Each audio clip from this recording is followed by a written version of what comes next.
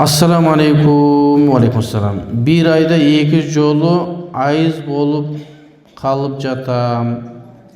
Saktanu implant var dedi. Oşol sebepten garmon buzulup 2 jolu kelip jatadi. Oşol sebepten janagı saktanu үчүн koyulgan nерселер бар го. Ошону алыш керек. Ошо зыян денсаулыкка, спираль башка деген нерселер бар го. Башка бир жолун кылыш керек. Ошон үчүн адамдын денеси бузулуп, бул Аллах Таала табият жараткан нерсе да.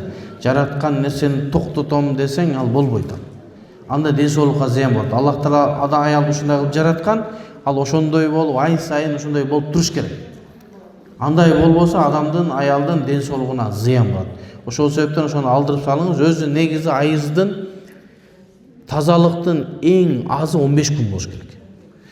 Bir ayızınız büttü, 5 gün, 6 gün, 7 gün adatına karab 7 gün büttü, bütköndөн kiyinki ayız gelginge çeyin keminde 15 gün boş gerek. 15 günden az mezgilinde gelip kalsa al oğru sebebinен gelgen kambulat je bolsa jana spiraldin sebebinен болады. Al mezgilde namazdı, orozonu tıybayın. 15 gün tazalıktın en az. Ошон үчүн ошондон кутулуңуз баары жакшы болот иншалла. Namazды кантип окуйм dedi. Ошо айтты 15 gün тазалык болот, тазалык кылыш керек. Кан келип атса да 15 gün тазалык кылыш керек. Bir айыз менен экинчи айыздын ортосун. Андан кийин эң көбү 10 gün. 10 güндөн ашып кетсе дагы кан келип атса да намаз окуй бериш керек. 10 güндөн көбү бул истихаза оору себебинен кан келген болот, же мынабу жана спиралдын себебинен. Ошон үчүн табигый жолго өтүңүздөр.